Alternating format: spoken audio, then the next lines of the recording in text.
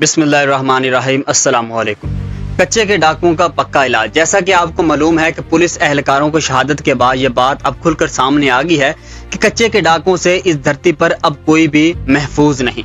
कच्चे के डाकू पहले सिर्फ आम लोगों को निशाना बनाते थे, लेकिन अब इन्होंने आम लोगों के साथ साथ खास लोगों को भी निशाना बनाना शुरू कर दिया है। पंजाब पुलिस के बहादुर जवानों को निशाना बनाकर कच्चे के डाकुओं ने एक तरह से ये पैगाम दे दिया है, जो भी कदम इनकी तरफ बढ़ेंगे ये इन कदमों के साथ ऐसा ही सलूक करेंगे जैसा सलूक इन जालिमों ने पंजाब पुलिस के साथ किया। मुट्ठी भर डाकुओं के हाथों 1 दर्जन पुलिस जवानों की शहादत, ये हमारे मुंह पर किसी तमांचे से कम नहीं। सोचने की बात यह है कि अगर पुलिस एहलकार और कौम के मुहाफिज इन डाकुओं से महफूज नहीं तो हमारे जैसे आम और निहत्ते लोग इन जालिमों से और दरिंदों से कैसे महफूज होंगे। अवाम की जानो माल, इज्जत और आबरू की हिफाजत ये रियासत की जिम्मेदारी होती है, लेकिन कच्चे के डाकुओं के मामले में रियासत हाल अपनी ये जिम्मेदारी पूरी और अदा करने में नाकाम नजर आ रही है। कच्चे के डाकुओं की जानब से बेगुनाह शहरियों की शहादत और अगवा ये ना कोई पहला वाक़या है और ना कोई आखिरी कि इसे भुलाकर नजरअंदाज कर दिया जाए। कच्चे के डाकुओं को एक अरसे से रियासत के अंदर अपनी रियासत कायम करके शहरियों की जानो माल, इज्जत और आबरू से खेल रहे हैं, लेकिन कोई इनसे पूछने वाला नहीं। इन जालिमों और खूनी दरिंदों के हाथ और कदम अगर पहले रोक दिए जाते तो आज हमें ये दिन ना देखने पड़ते। पुलिस जवानों की शहादत का ये वाकया फौरी मीडिया के जरिए सामने आया तो हमारे हुक्मरानों को कच्चे वालों की इन स्याह और पक्के करतूतों का कुछ पता चला, वरना ये वाकया भी कच्चे में कहीं दब जाना था। मीडिया पर अगर ये वाकया सामने ना आता तो हमारे हुक्मरानों को फिर ये खबर भी ना होती और इस रियासत में कच्चे वालों की भी कोई रियासत है।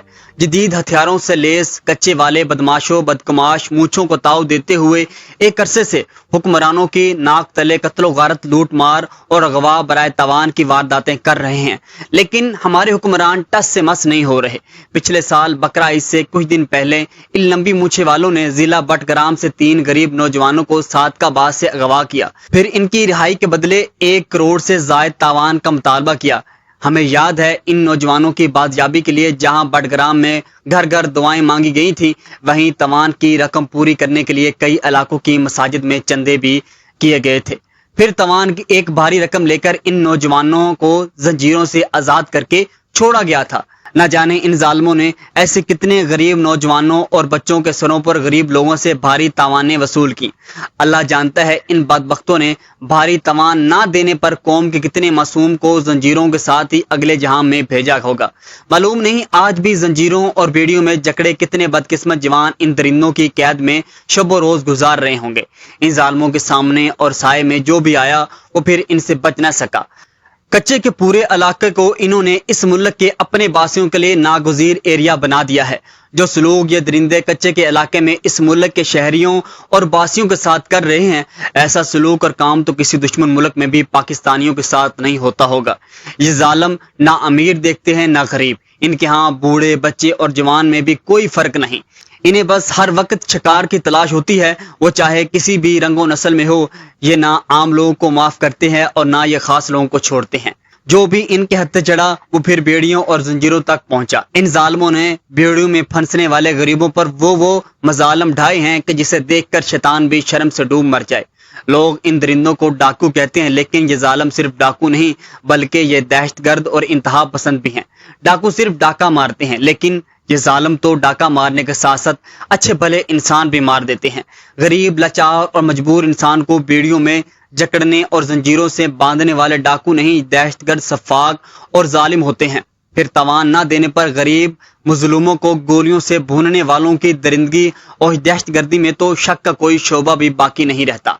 आज इन जालिमों ने इन पुलिस जवानों को निशाना बनाया, कल को ये और पुलिस एहलकारों को निशाना बनाने से गुरेज नहीं करेंगे। इन कच्चे डाकुओं का अब पक्का इलाज बहुत जरूरी है। अब भी अगर इनको इसी तरह छोड़ा गया तो फिर कल इनसे कोई नहीं बचेगा। इनके हाथों जामे शहादत नोश करने वाले पुलिस एहलकार भी आखिर किसी के भाई, बाप, शोहर, चाचे, भतीजे और बूढ़ी माओं की आंखों की ठंडक और नूरे नजर होंगे।